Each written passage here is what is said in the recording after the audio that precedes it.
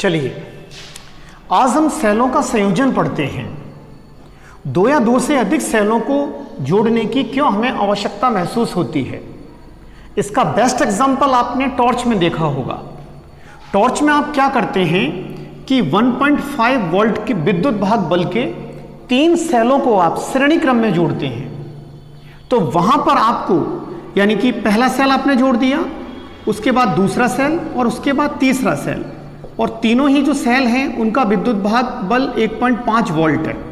तो जब आप इनको जोड़ोगे तो आपको 4.5 वोल्ट विद्युत भाग बल प्राप्त होगा। ठीक है, तो विद्युत भाग बल के मान में वृद्धि या कमी करने के लिए हम सेलों के संयोजन को काम में लेते हैं। ठीक है, सेलों का संयोजन 2 प्रकार का होता है। एक तो श्रेणी क्रम संयोजन होता है और एक होता है समांतर क्रम संयोजन। और इन दोनों संयोजन से हम एक और संयोजन बना लेते हैं जिसे कहते हैं हम मिश्रित संयोजन। तो चलिए आज के इस वीडियो में हम एक एक टॉपिक को अच्छे से एक्सप्लेन करते हैं। पहला टॉपिक है अपना सेलों का श्रेणी क्रम संयोजन।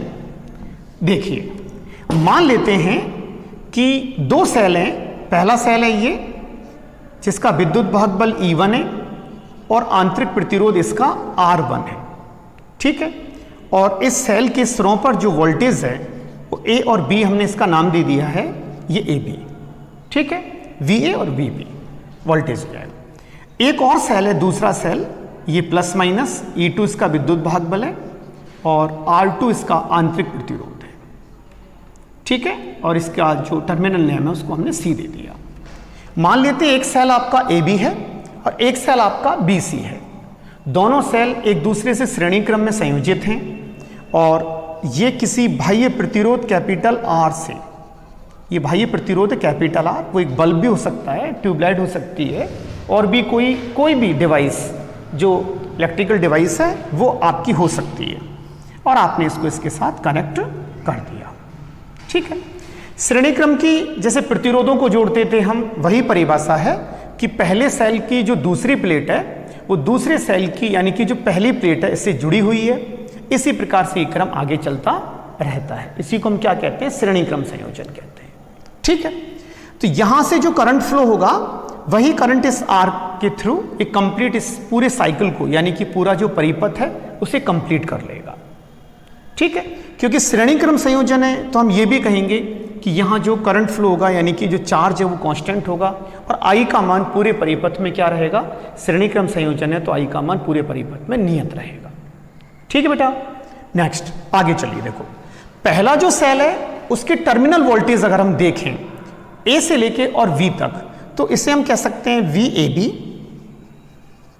इज इक्वल टू, ये क्या हो जाएगा अपना E1 माइनस IR1।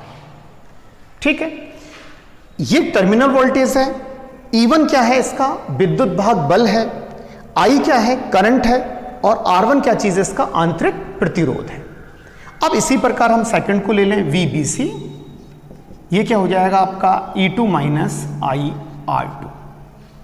ठीक, अब कुल जो वोल्टेज होगा यानी कि यहां से लेकर और यहां तक, अगर हम इसको इक्विवेलेंट पहले हम डिस्कस करें कि भाई तुल्य यानी कि यहां से लेकर और यहां तक इसका तुल्य विद्युत भाग बल, हम एक बार सपोज कर लें कि EEQ है।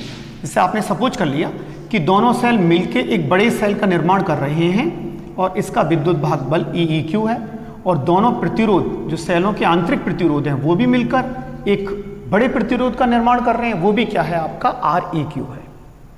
ठीक है, मान लें कि ये 1.5 वोल्ट के 2 सेल थे तो आपने वो 3 वोल्ट किया, ये डायरेक्टली आपको 3 वोल्ट का मिल गया, मतलब ये तुल्य विद्युत भाग बल है और ये क्या है आपका तुल्य प्रतिरोध है।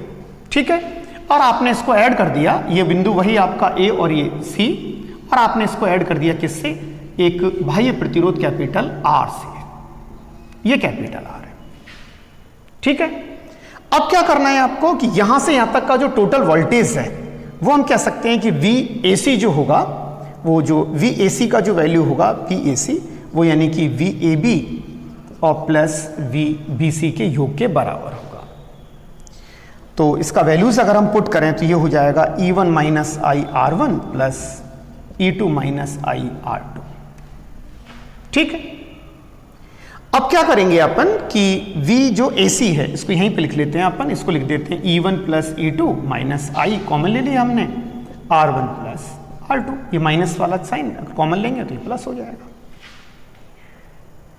तो V जो AC है वो यहां से लेकर यहां तक यानी कि तुल्य टर्मिनल वोल्टेज है। अगर हम तुल्य टर्मिनल वोल्टेज की बात करें तो इसको हम किससे रिप्लेस कर सकते हैं, इसको हम रिप्लेस कर सकते हैं किससे, EEQ माइनस IREQ से रिप्लेस कर सकते हैं।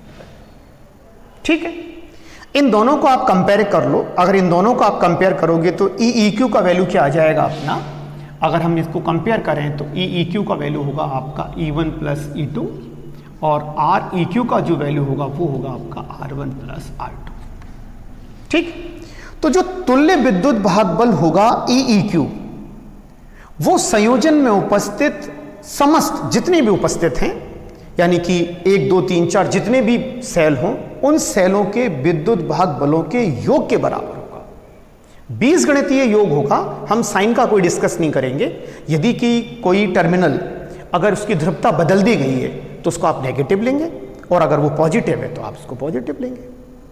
ठीक है, तो जैसे श्रेणी क्रम में क्या करते हैं अपन, 3 सेल अगर जुड़े गए हैं और उनका यदि ध्रुवता नहीं बदल रही है, वो एक ही क्रम में आपने अगर श्रेणी क्रम में जोड़े हैं तो कुल जो यानी कि तुल्य विद्युत भाग बल उनके योग के बराबर होगा। बीजगणितीय योग और प्रतिरोध भी उनके योग के बराबर होगा।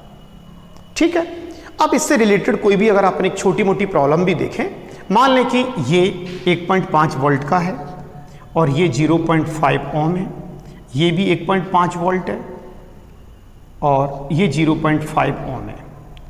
तो अगर ये 2 सेल आपने जोड़ दी, एक सेल ये रहा उसका आंतरिक प्रतिरोध, एक सेल ये रहा उसका आंतरिक प्रतिरोध, तो जब दोनों सेलों को आपने श्रेणी क्रम में जोड़ा है तो इस कंडीशन में तुल्य विद्युत भाग बल कितना होगा, तो आप कहेंगे सर EEQ यानी कि E तुल्य का जो मान होगा वो होगा 3 वोल्ट। ठीक है, क्योंकि 1.5 और 1.5 और R इक्विवेलेंट यानी कि R तुल्य का होगा वो कितना होगा आपका 0.5 और 0.51 ओम होगा। इसे कहेंगे हम प्रतिरोध, आंतरिक प्रतिरोध।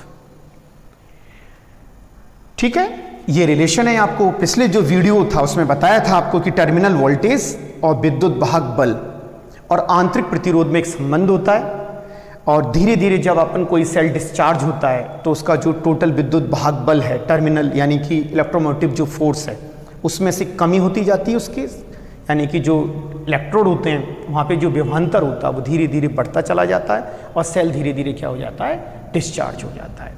और जब अपन चार्जिंग का डिस्कस करते हैं तो फिर इसको अपन प्लस लेते हैं, उस कंडीशन में V का वैल्यू होता है = E + IR होता है उसमें। ठीक है, सिंपल सा टॉपिक है, सेलों का श्रेणी क्रम संयोजन, जितने सेल होंगे वो आपस में जुड़ेंगे। एक छोटा सा कंसेप्ट और है कि अगर ये प्लस माइनस है, आपने अगर इसको, ये इसका आंतरिक प्रतिरोध है, फिर ये माइनस प्लस कर दिया, ये इसका आंतरिक प्रतिरोध है, तो आंतरिक प्रतिरोध R1 और R2 में तो कोई प्लस माइनस होता ही नहीं है, कोई टेंशन ही नहीं इसमें, तो प्रतिरोध तो प्रतिरोध है। और आप बात किसकी करेंगे अपन, E1 और ये क्या हो जाएगा E2, तो ये नेगेटिव हो गया। तो इस कंडीशन में इक्विवेलेंट का जो वैल्यू होगा वो E1 + -E2 होगा।